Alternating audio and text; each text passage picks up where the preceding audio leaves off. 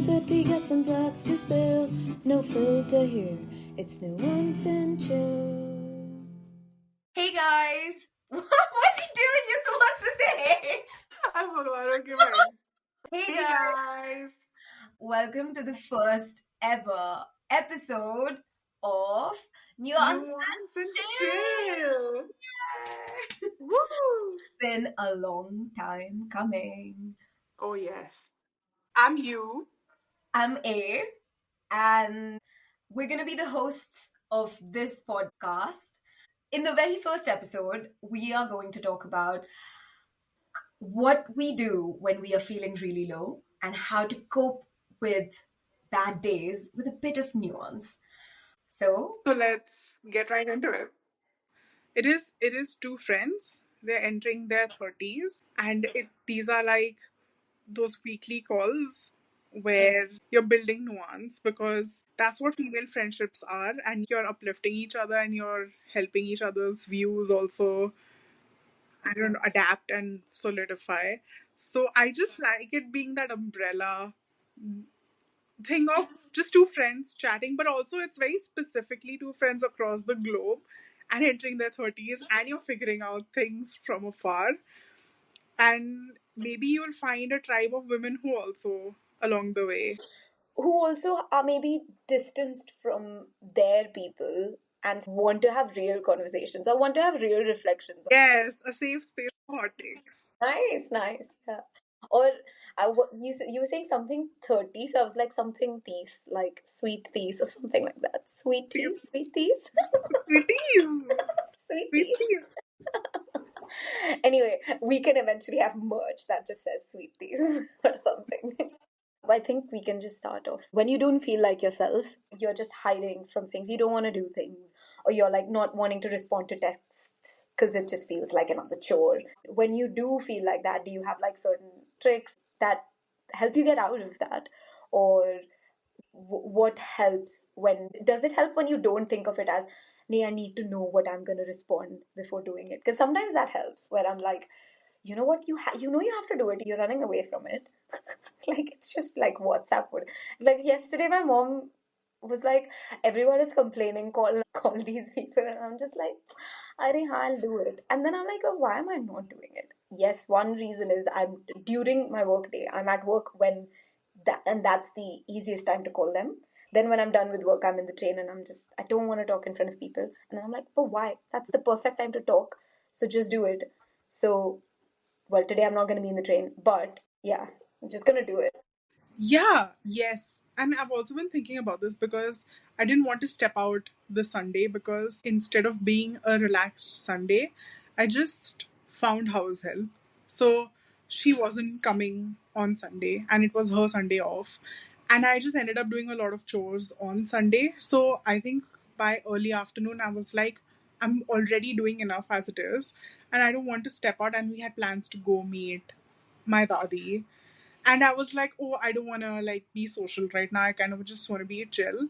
But then my husband, being the mastermind, anyway, so he'll just pose it in a way where he's like, he'll incentivize it, and then it gets me out of the house. And I think he knows how much I need it, because I don't step out a lot otherwise, because I'm not working outside the house right now.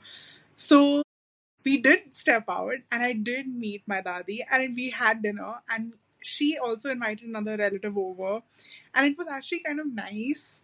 And so it just reminded me that, yeah. And then I came across this thing where it was like, the cost of wanting a community is inconvenience. The cost of wanting a village is to be a villager.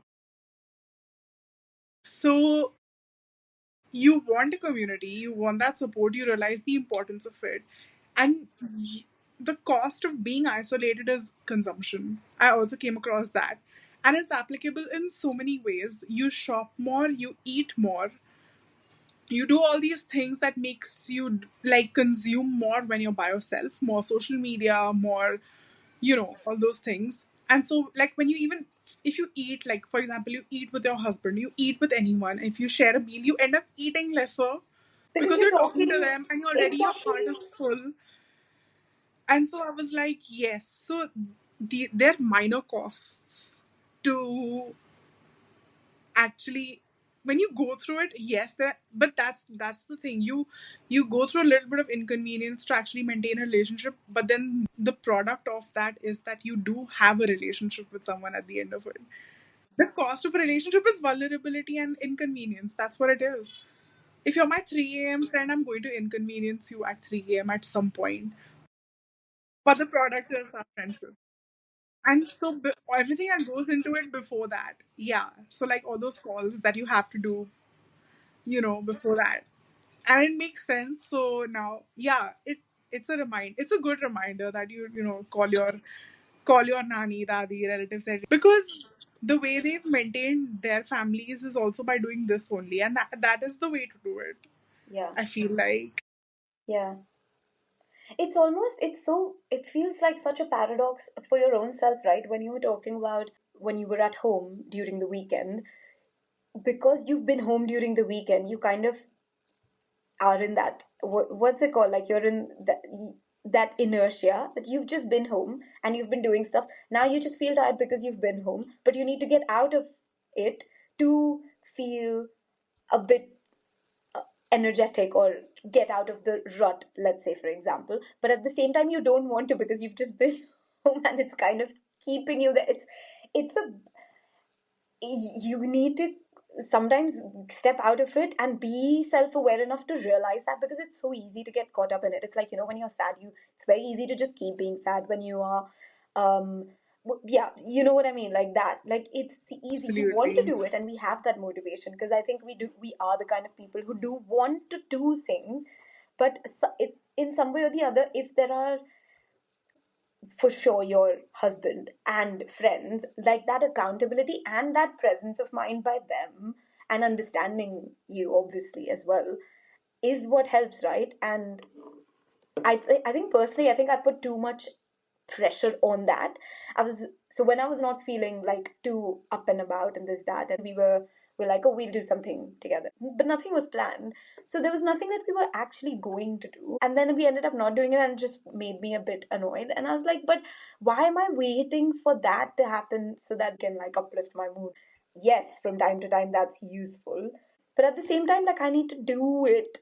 If that makes sense, I feel like I'm in that thing where something else is gonna change the situation. At least that's how I felt when I got out of it. Like, no, you know what, now it's the weekend, or like we'll do something, or like when I go to work or something, it'll change. But no, it needs to change from within as well, that thing. Yeah, And it's so true. Like you yeah, it's such a good point. Like you have to you rely on your partner, but also you want to eventually integrate some qualities so that you wanted to be able to do it on your own also, but at the same time you realize the beauty of being able to depend on someone. And I feel like, yeah, it's, I guess, becoming aware of it, and then if you can possibly treat it in these phases where eventually you are able to integrate it after going through it with a partner or a friend. exactly, but that helps so much. And you know how you were saying, like, the cost of isolation, what was it that you were saying? It was Yeah, something, the it was cost of isolation is consumption, it's overconsumption. consumption. When, because I was isolated, I was not really doing much, and because I was not doing much, I was consuming and whatever, and that just makes you feel worse, just because you're just like, oh, main to kuch nahi kar rahi. But you also don't see an end in sight. You're like, this is all I want to do right now, but also it's making me feel miserable. But I reached a point with it where also I was like, I want to be one, a reminder that there are good days and bad days have to be accepted as bad days. They can't be accepted as good days. You should not do that to yourself. I think, like, you should take the bad as bad, like you should. And instead of denying or suppressing or over, like, I don't know how to put that exactly, but like you should you should know that you're going to go through ups and downs, and a down is a down, and see it for it being a down, and at the same time be able to hold multiple emotions associated with that within you, you know?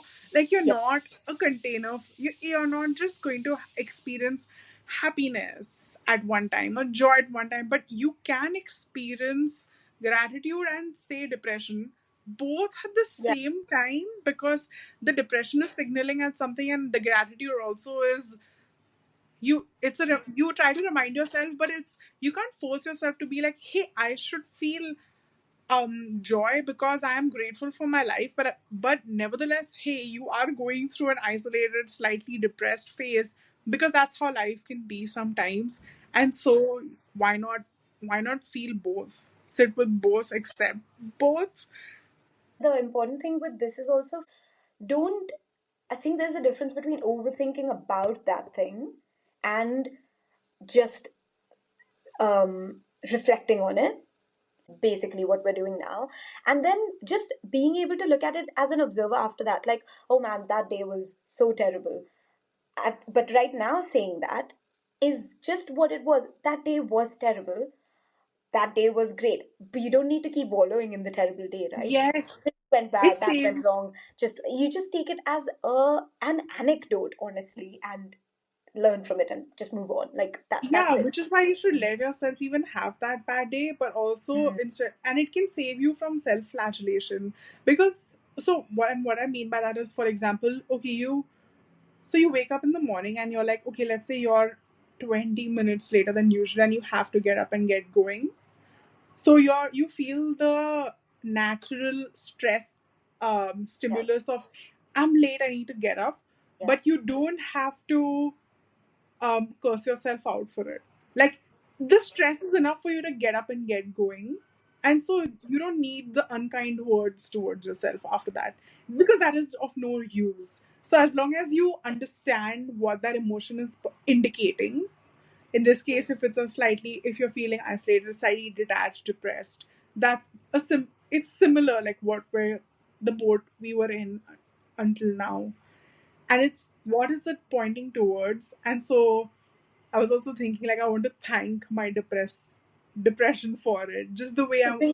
Yeah. There was another incident where it was just something, me trying to do something new that looked pretty, but the only comment I made was like, it wasn't very utilitarian. I don't know why that was the trigger for me, where I was just like, okay, fine, because I was really putting so much um you know, I've put so much bhar in me trying to do this new thing because that's gonna make me happy. Because I was like, oh, that's me kind of getting out of the rut of doing something new. It was a very small, like some random thing that was like a hat. Like, it's not that utilitarian, but it looks really nice. That's it. But I was ascribing like extra underlying meanings because that's how I was feeling. You know, when you're doing something that's very exciting or new to you and you just want some validation or praise probably, or just, oh, interesting, like just that, and then someone rains on your parade, or at least that's what you think. You're just like, oh, fine, I won't do it. Like that childish behavior in you comes back, because it happens with parents or maybe siblings a bit. It is, in a way, if I understand this right, is, you know, you're experiencing that emotion, but it's not about expressing yourself always through it, but understanding what's underlying that and then just communicating that, and most will appreciate that. If we compare it to your example of being late, if you are late and you're just like, oh God, I'm going to be late today, fine. You know you're going to be late today. You get up, you do all the other things without being like, without having that anger or stress on your nose. You go take a shower. Like if someone's in the bathroom, you're like, hey, what are you doing? This, that, like that. That, there is no real point of it, right? You can hurried and be like, I'm getting really late. Can I please go? If someone spilled something, you're like, okay, you know what? We can't do anything about it. Let's just leave it. We need to go. Done. Instead of it being like, what are you doing? Why would you do that? Why wouldn't you be careful? Like, there's no point of that, right? That's just your stress talking. That's just your sadness talking. But it's that thing that's just coming out, right? But how in the future can I take a cue from that, and before I'm just completely in it, be able to like step out, and because in the moment I thought I did know. I think it's made me realize one, just speaking of, how to kind of view it in a way where you can either move through it in a better way. I think it Hmm. feels like Oh, thanks. Just move through it in a better way. no, but that's what I mean. Sometimes it is I think compassion for yourself will never not be the requirement in a way, because sometimes you do need that isolation. One, we need to see value in that, I guess. Like you do need, that's what I'm saying. It's about accepting the low phase that you're going through, right? And then you just need to know, hey, it's probably for a reason, it's going to pass, and yeah, it's just a matter of time before I figure out what it is.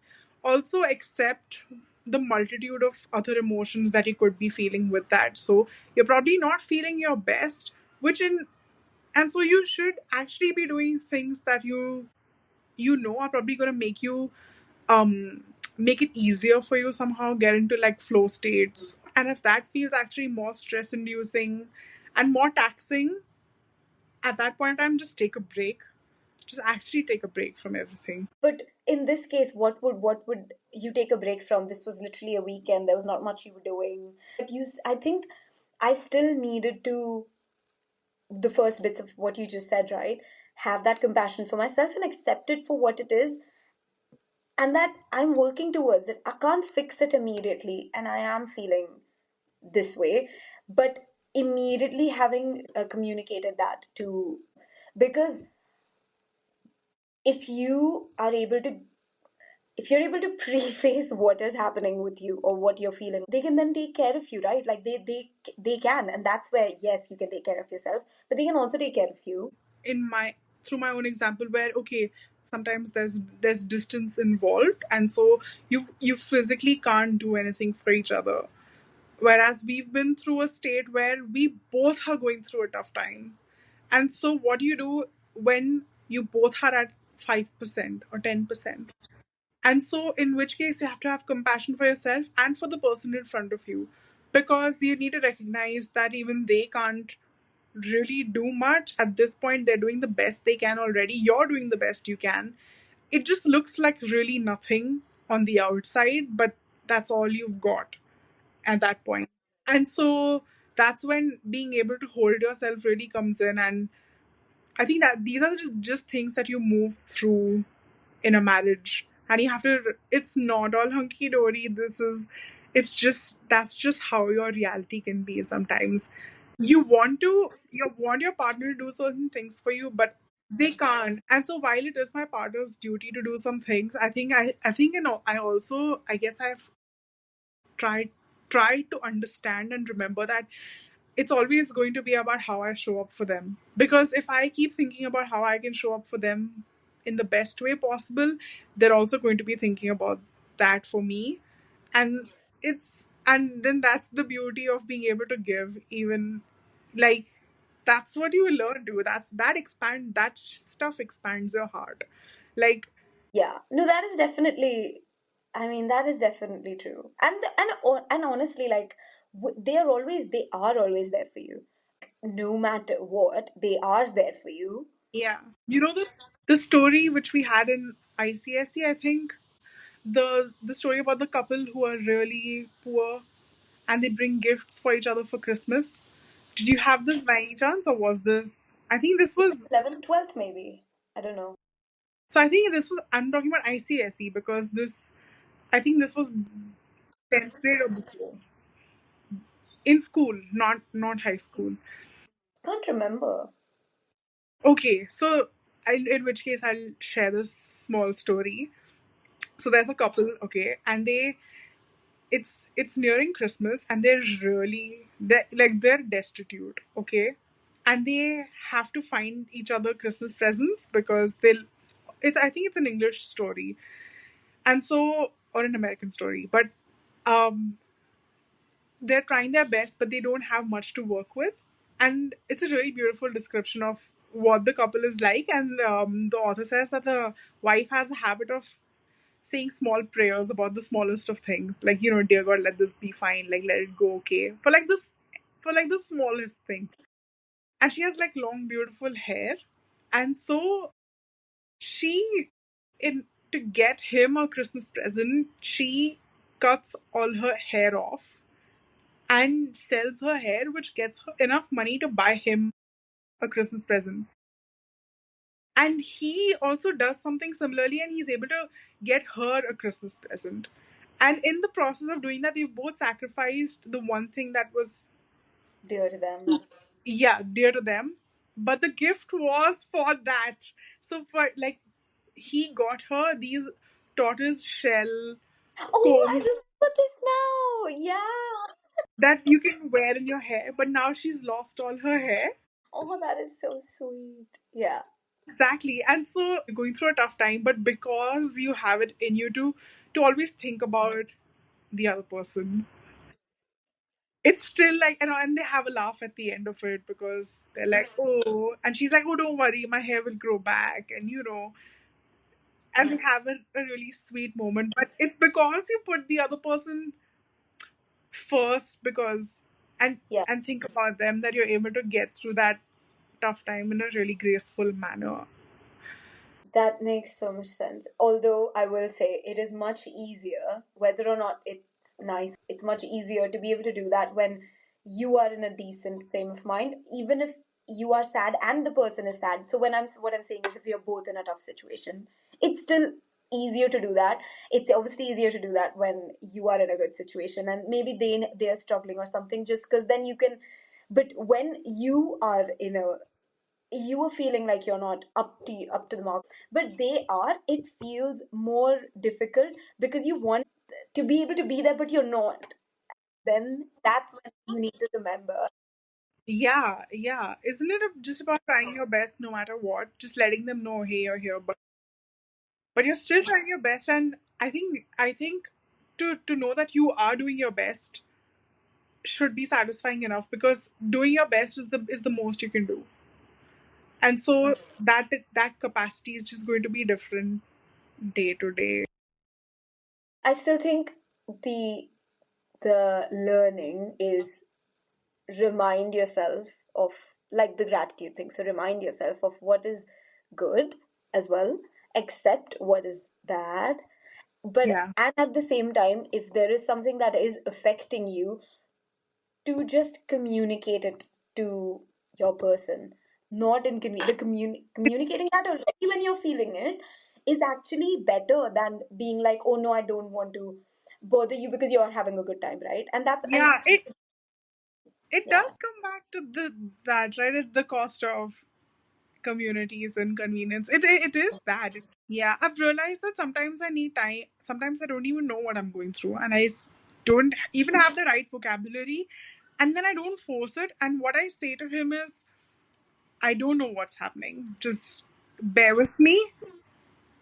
Yeah, I was like, I don't know, but I just don't feel I'm good. past overly trying to put it into words. And sometimes that's also it. And then it happens, and then you're like, oh, this is kind of what was happening. Or you're like, oh, this is, yeah. And that helps you also. It takes the pressure of being able to communicate, because you're not always in the frame of communicating. Yeah, it's funny, the one of the episode titles suggested was my love language is crying silently next to you. And I'm like, yeah, that's exactly what I'm trying to explain to you, that I can do it. I just want you to be there. I just want to let Yeah. my let it out. And that is eventually, that is what helped. And it was so nice afterwards anyway. I was seeing this thing where, you know how you said like you both were at 5% at some point. From time to time, if you whenever you're having that, like saying, I'm really at a 5% today. I cannot. Yeah. And Yeah.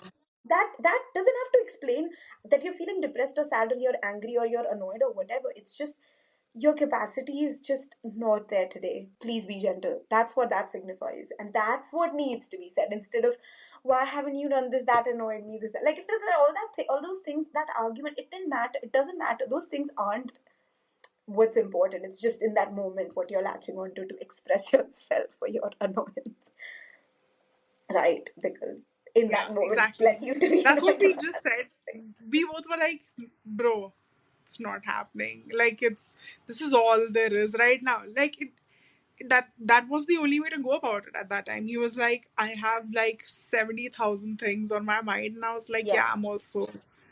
And hey, yeah, that's it. And then you just, that's when you focus on the systems of your day to day.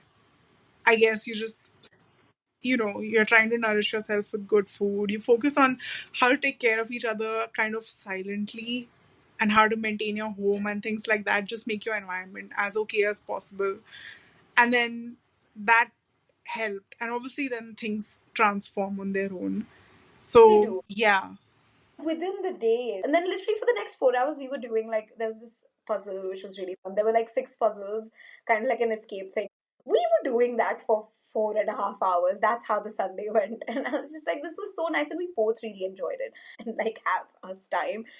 So then I was patting myself. I was like, see, you weren't doing your best, but just the fact that I was still able to think of a solution to what was annoying me or worrying me or causing me to feel like a kind of solution that could help me for that is like having a regular kind of touching base. How was this or how was that or this, like 5%, 10%, whatever it is.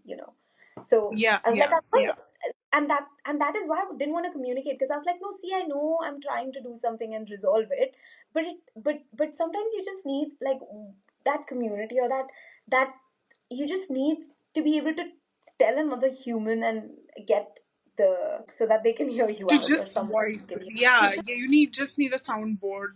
Yeah. And so there's like, yeah, there's so many things that you kind of go through when you're in that thing. And yeah, and I do think keeping yourself busy on projects can be anything, but just keeping yourself busy does help. It just does. Like, for example, if I'm working today, I had the 1 hour at lunchtime, I'm like, no, you know what, let's just do that, because that's the perfect time. We I wouldn't even have time to think or prep or do anything, where I'll be like, Arey, you know what? I forgot to do this. Let's do it, kabhi aur. Let's just do it, and just have Yeah, things that yeah. your brain is constantly being exercised. I would say, in a sense, like, that, like, how that's why people say, okay, go for a walk in the morning. Then, even if you're doing chores, maybe do another class, maybe do a learning thing. Just small hobbies, Working on systems that will support you. not just I think we're consuming. trying to create a new baseline of Yeah, things. You know yeah. how so many things have become part of baseline. It's one of the things you've said that stuck with me. And so I often use that way of thinking where it's like, oh, now this is baseline. Cooking 2 meals, 3 meals a day is I like baseline. that. It's yeah, you were like it becomes your new normal baseline, Default. like of doing things. Yeah, your default. Your default is going to be put the laundry in, make a meal, eat something. Even if it's a girl dinner, you know your way around things so that it's not a stressful thing of any. You know how to intuitively put something together and have a meal out of that. Or even on your worst days, you're not doing that bad because your systems have been set up so well. So it's, I think we're just moving on The through to a baseline is new get, baseline. which is Yeah, good. Yeah. yeah, yeah. I joke about this I at think work that's what sometimes, we're that even though the things we're going through are tough, etc., but we're still, if you think about it, in a first world bit of it, where it's still pretty good. And within that, it's things haven't been figured out. So everything else, there's so much to be like happy, grateful about. Like, thank God this is it. yeah. Like, thank God I have such an understanding husband, a decent place to live, being able to Exactly. get up, like being able to make my own coffee that I like, even when I'm feeling Yeah, sad dude. about I call it. it active Yeah, gratitude. really good. Yeah, I Yeah, try to think about yeah. at least 3 or 4 things at minimum every day in the morning because I'm like, bro, I need it. I need to be able to start my day like that because I know my own tendencies at this phase. So I just call it active gratitude. 'Cause I just think of like fresh things to try to feel good about, like to be grateful for Mm, on a daily basis. And even though I might move to a yeah. more depressive state in the following that later in the day, at least it's just a portion of Yeah. the day, It's become my new baseline. It's not like we're spiraling to Rest the and point where we're naked and we're on the streets and we're losing. It's not got there. the spiral starter pack. It's like, Okay, I need to run to make dinner, so I'm gonna go now. Okay, great. Well, that's all for today. See you next time. Like, share, subscribe, and follow us on Spotify. See you in the next one, guys. Bye.